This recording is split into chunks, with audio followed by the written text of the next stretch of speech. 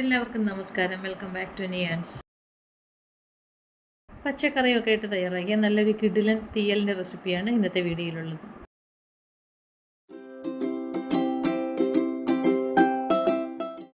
ഇത് തയ്യാറാക്കുന്നതിന് വേണ്ടി കുറച്ച് പച്ചക്കറികൾ എടുത്ത് വെച്ചിട്ടുണ്ട്. കുറച്ച് വെണ്ടയ്ക്ക, 2 ഉരുളക്കിഴങ്ങ്, 2-3 തക്കാളി, ഒരു സവാള, ഒരു വലിയ വഴുതന, പിന്നെ കുറച്ച് കോവയ്ക്ക. ഇതെല്ലാം കഴുകി വൃത്തിയാക്കി എടുത്തിരിക്കുകയാണ്. ഇനി നമുക്ക് ഇതിൽ നിന്ന് കട്ട് ചെയ്തെടുക്കാം. ഉരുളക്കിഴങ്ങ് ഇതേപോലെ ഈ ഒരു വലിപ്പത്തിൽ നമുക്ക് സാമ്പാറിനൊക്കെ ഇടുന്ന ഒരു വലിപ്പത്തിൽ കട്ട് ചെയ്തെടുക്കാം.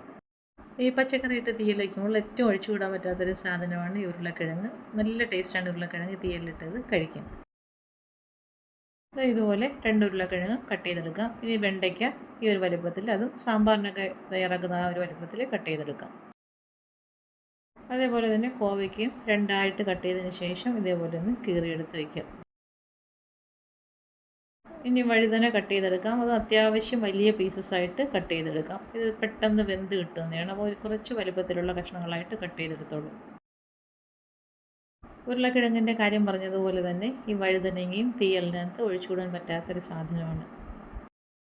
ഇനി സവാളയും അത്യാവശ്യം വലുപ്പത്തിൽ സ്ക്വയർ പീസസായിട്ട് കട്ട് ചെയ്തെടുക്കാം. ഇനി എടുത്തു വച്ചിരിക്കുന്ന തക്കാളിയും കൂടി ഇതേപോലെ കട്ട് ചെയ്തെടുക്കാം. അപ്പോൾ നമ്മൾ എടുത്തു വെച്ചിരുന്ന പച്ചക്കറിയെല്ലാം കട്ട് ചെയ്തെടുത്തിട്ടുണ്ട്. ഇനി നമുക്ക് ഇത് കറി തയ്യാറാക്കാം. അതിന് വേണ്ടി ചട്ടി അടുപ്പിലേക്ക് വെച്ച് കൊടുത്ത് കുറച്ച് വെളിച്ചെണ്ണ ഒഴിച്ച് കൊടുക്കാം. വെളിച്ചെണ്ണ ചൂടാകുമ്പോൾ അതിലേക്ക് 1/4 ടീസ്പൂൺ ഉലുവ ഇട്ട് പൊട്ടിക്കാം. അതിൻ്റെ കൂടെ തന്നെ 2-3 വറ്റൽമുളകും കൂടി ഇട്ട് കൊടുക്കാം. ഇനി കറിവേപ്പിലയും കൂടി ഇട്ട് കൊടുത്ത് നന്നായിട്ട് മൂപ്പിച്ചതിന് ശേഷം ഈ അരിഞ്ഞ് വെച്ചിരിക്കുന്ന കഷ്ണങ്ങളെല്ലാം അതിലേക്ക് ഇട്ട് കൊടുക്കാം. ഇട്ട് കൊടുത്ത് കറിക്ക് ആവശ്യമുള്ള ഉപ്പും കൂടി ചേർത്ത് കൊടുക്കാം. പിന്നീട് എണ്ണയിലിട്ട് ഈ പച്ചക്കറികളെല്ലാം നന്നായിട്ടൊന്ന് വഴട്ടിയെടുക്കാം. ഏകദേശം 1 മിനിറ്റോളം എണ്ണയിലിട്ട് നന്നായി ഇതേപോലെ ഒന്ന് വഴട്ടിയതിന് ശേഷം ഫ്ലെയിം സിമ്മിലാക്കി അടച്ചു വെച്ച് കഷ്ണങ്ങളൊക്കെ ഒന്ന് വേവിച്ചെടുക്കാം. ഇപ്പോൾ വെള്ളം ഒട്ടും ചേർത്ത് കൊടുക്കേണ്ട ആവശ്യമില്ല.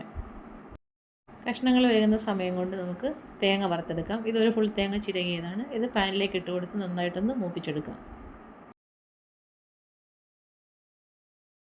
തേങ്ങ ഒട്ടും കരിയാതെ നല്ലൊരു ഗോൾഡൻ കളർ ആകുന്നത് വരെ ഇതിനെ ഒന്ന് മൂപ്പിച്ചെടുക്കാം.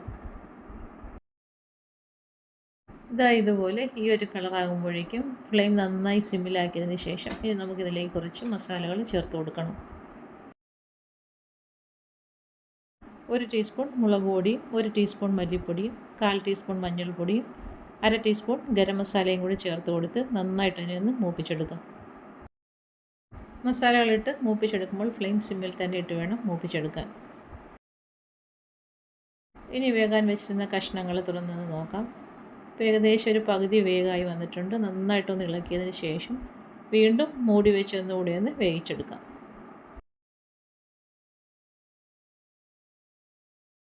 ഇനി വറുത്ത് വെച്ചിരിക്കുന്ന തേങ്ങ നന്നായിട്ട് തണുത്തതിന് ശേഷം മിക്സിയുടെ ജാറിലേക്ക് ഇട്ട് കൊടുക്കാം. പിന്നീട് അതിലേക്ക് അരയാൻ ആവശ്യമുള്ള വെള്ളം കൂടി ചേർത്ത് കൊടുക്കാം.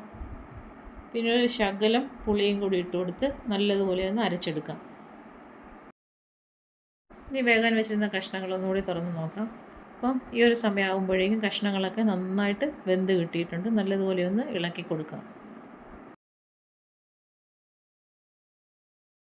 കഷ്ണങ്ങൾ നന്നായിട്ട് ഇളക്കിയതിന് ശേഷം അരച്ച് വെച്ചിരിക്കുന്ന അരപ്പ് ഇതിലേക്ക് ഒഴിച്ചു കൊടുക്കാം. ആ സമയത്ത് നമുക്ക് കറിക്ക് എത്രത്തോളം വെള്ളം ആവശ്യമുണ്ടോ അത്രത്തോളം വെള്ളവും കൂടി ചേർത്ത് കൊടുക്കാം. ഒരുപാട് വെള്ളം ചേർക്കാത്തതാണ് നല്ലത്. തീയൽ കുറച്ച് തിക്കായിട്ടിരിക്കുന്നതാണ് നല്ലത്. നല്ലതുപോലെ ഒന്ന് മിക്സ് ചെയ്ത് കൊടുക്കാം. ഈ സമയത്ത് ഉപ്പ് നോക്കിയിട്ട് ഉപ്പ് ആവശ്യമുണ്ടെന്നുണ്ടെങ്കിൽ ചേർത്ത് കൊടുക്കാം. ആവശ്യത്തിനുള്ള ഉപ്പും ചേർത്ത് കൊടുത്ത് വീണ്ടും നല്ലതുപോലെ ഒന്ന് ഇളക്കി കൊടുക്കാം.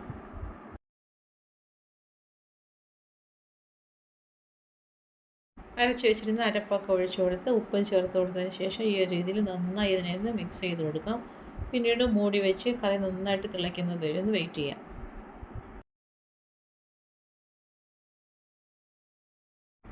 അപ്പോൾ കറി നന്നായിട്ട് തിളച്ച് വന്നിട്ടുണ്ട്. അപ്പോൾ കഷ്ണങ്ങളൊക്കെ നന്നായിട്ട് വെന്ത് കിടക്കുന്നത് കൊണ്ട് തന്നെ അരപ്പൊക്കെ നല്ലതുപോലെ ഇതിലേക്ക് പെട്ടെന്ന് തന്നെ പിടിക്കും.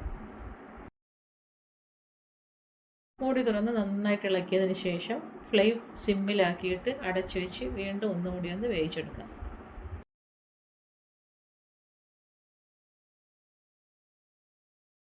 അപ്പോൾ തീയൽ നല്ല പരുവായി കിട്ടിയിട്ടുണ്ട്. ഇനി നമുക്ക് ഇത് ഫ്ലെയിം ഓഫ് ചെയ്ത് മൂടി വയ്ക്കാം. ഒരു 5 മിനിറ്റ് കഴിഞ്ഞ് വീണ്ടും തുറക്കുമ്പോൾ എണ്ണയൊക്കെ നന്നായിട്ട് തെളിഞ്ഞ് നല്ലൊരു പരുവായിട്ട് തീയൽ കിട്ടിയിട്ടുണ്ട്.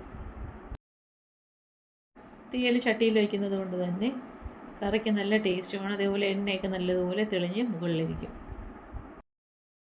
അപ്പോൾ പച്ചക്കറിയൊക്കെ ഉള്ളപ്പോൾ തീയൽ ഈ രീതിയിലൊന്ന് ട്രൈ ചെയ്ത് നോക്കൂ.